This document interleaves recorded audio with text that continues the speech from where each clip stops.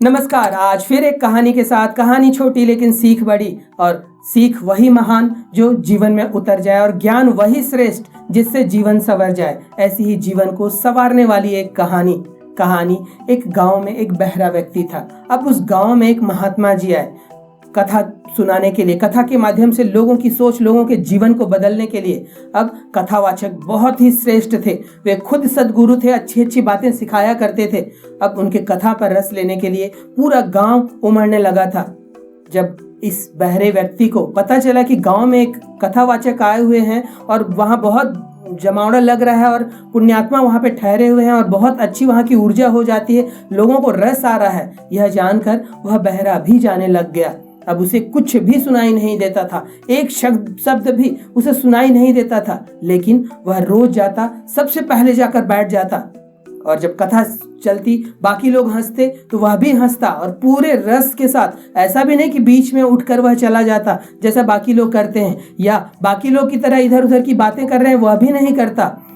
जो बैठता वहां पे ऐसे बैठता जैसे उस कथा का बहुत रस ले रहा हो।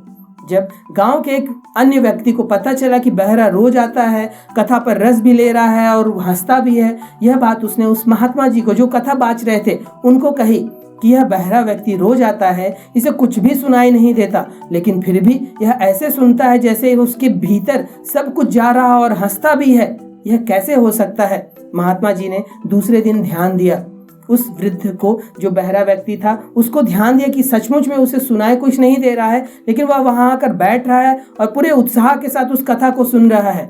उसने उस व्यक्ति को बुलाया और कहा कि मेरी बात क्या तुम्हारे कानों में सुनाई दे रही है? तब इस बहरे ने कहा कि क्या बोल रहे हैं महाराज? तब फिर से गुरुजी ने और जोर से चिल्लाकर बोला कि मेरे कोई भी शब्द तुम्हारे कानों पर पड़ रहे हैं? तब वह कहता है कि क्या कह रहे हैं महाराज, मुझे कुछ सुनाई नहीं देता, मुझे सुनाई नहीं देता। तब कहीं जाकर महात्मा जी विश्वस्त होते हैं कि इसे कुछ भी सुनाई नहीं देता। फिर अब कैसे करें? तो उन्होंने किसी से कॉपी पेन मंगवाया और अब प्रश्नोत्तरी चालू हो गई। वे लिखते कि तुम्हें कुछ भी सुनाई नहीं देता, लेकिन तुम यहाँ पर ऐसे बैठते आते हो जैसे तुम्हें सब कुछ सुनाई दे रहा हो, यह क्यों? तब उसने लिखकर ही जवाब दिया कि जब यहाँ पर इतने सारे पुण्यात्मा बैठे हों और जो कथा कहने वाला हो वह खुद पुण्यात्मा हो, तो ऐसे व्यक्ति की सत्संग में बैठना ही अपने आप में प्रबुद्ध है, अपने आप में ही वो ऊर्जा देने वाला है। आप जब कथा बाँच रहे होंगे और आप पुण्यात्मा हैं, तो आपके मुख से निकली हुई ऊर्जाएं मेरे शरीर को छू रही हैं और मुझे बहुत अच्छा बना रही हैं। और साथ में यहाँ पर इतने सारे लोग जो उस कथा को सुनकर अपने भीतर सकारात्मक ऊर्जा ला रहे हैं, उनके पुण्य का भी कुछ अंश तो उनकी संगति में रहने का मुझे मिल रहा है। तब महात्मा जी समझ जाते हैं कि यह ऊंचे दर्जे वाला व्यक्ति है, इसकी समझ बहुत ऊंची है।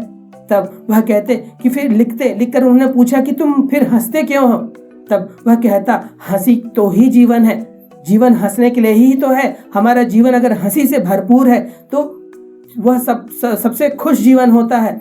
और जब यहाँ इतने सारे लोग हंस रहे हैं और यहाँ की ऊर्जा बहुत सकारात्मक बन रही है, तो मैं भी हंस लेता हूँ। लेकिन महात्मा जी, उसने लिख कर ही जवाब दिया कि महात्मा जी, मैं थोड़ा सा इसमें अपना भी दिमाग लगा रहा हूँ, मैं थोड़ा सा अपना मतलब ढूंढ रहा हूँ। मुझे तो मालूम है कि मुझे सुनाई नहीं देता, लेकिन मेरे परिवार वाले के पास तो कान है।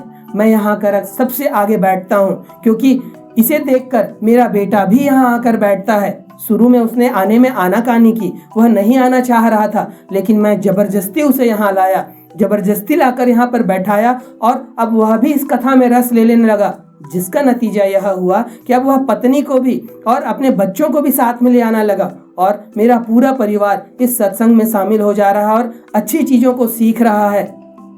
महात्मा जी उस बहरे वृद्ध के चरणों पर गिर जाते हैं, कहते हैं कि तुम वास्तव में महात्मा हो, तुम वह हो जो तुम खुद सीख रहे हो और अपने लोगों को सिखा रहे हो। दोस्तों, यह कहानी हमें यही सिखाती है। हम अपने बच्चों को तो बहुत कुछ देना चाहते हैं कि तुम यह मत देखो, वह मत देखो, यह मत करो, देर तक मत जगो, देर तक मत सो, लेकिन खुद क्या कर रहे होते हैं? वेब सीरीज चलती रहती हैं, कुछ मूवीज चलती रहती हैं, हिंसक दृश्य देख रहे होते हैं, खुद रात भर जग रहे होते हैं, सुबह देर तक सो रहे होते हैं। क्या बच्चे वो नहीं देख रहे हैं? बच्चे वही सीखते हैं जो आप करते हैं। और इस बहरे व्यक्ति में तो इतनी समझ थी कि उसने अपने परिवार को सत्संग के माध्यम से अपने बच्चों में, अपने परिवार में संस्कार दिए, भले उसने जबरदस्ती किया। हम क्या करते हैं, ध्यान दिया है आपने कभी? बच्चे जिद करते हैं कि मुझे यह करना है, मुझे वह करना है। वो तो करेंगे ही, बच्चे हैं, उन्हें समझ नहीं है। आपको तो समझ है, आप तो समझ रखते हैं, आप उनकी जिद पूरी करने दे देते हैं। छोटा बच्चा मोबाइल के लिए जिद करता है, आप एक बार मना करते हैं कि मोबाइल नहीं मिलेगा, अब वह बैठकर रोने लग जाता है। ऐसा रोता है कि आपका हृदय ही बाहर आ जाता है और आप उसे वह मोबाइल दे देते हैं। बच्चा यह सीख जाता है, यह सीख जाता है कि कैसे अपने जिद को पूरा करवाना है। लेकिन वहीं पर जो माता पिता जानते हैं कि संस्कार क्या होते हैं, उसके लिए अनुशासन क्या होती है, वे बच्चे को रोने देते हैं। जब बच्चे को यह मालूम हो जाता है कि मेरे रोने से कुछ भी नहीं होने वाला है, तब वह अपने पैटर्न में जो आप कराना चाहते हैं उस पर लौट आता है। लेकिन वे सभी माता पिता जो अपने बच्चों की जिद इस तरह से पूरी करते हैं, दरअसल वे अपने बच्चों को संस्कारी नहीं बना रहे हैं। संस्कार देने का सबसे पहला नियम है कि आपको वह संस्कार अपने भीतर लाना होगा। आप गलत गलत चीजें करते रहेंगे, आप गलत गलत वाणी निकालते रहेंगे, अपशब्द निकालते रहेंगे, आपके बच्चे भी वही सीखेंगे। तो आपको यहाँ पर ध्यान देने की जरूरत है। पेरेंटिंग टिप्स जो कहा जाता है, उसमें सबसे पहले जो पूरे विश्व में बताया जाता है कि जो चीज आप बच्चों को सिखाना चाहते हो वह आप खुद करो। जो इस बहरे व्यक्ति ने किया, उसे सुनाई नहीं देता था, उसे कथा क्या है उसे नहीं मालूम, लेकिन अपने परिवार को संस्कार देने के लिए वह कथा जहाँ बाँचा जा रहा है वहाँ सबसे आगे जाकर बैठता है। वह अपने बच्चे के साथ भी जिद करता है, वह उसे जबरदस्ती लाता है और उसका यह प्रयास उसके परिवार में एक संस्कार की स्थापना करता है। वही काम आपको भी करना होगा।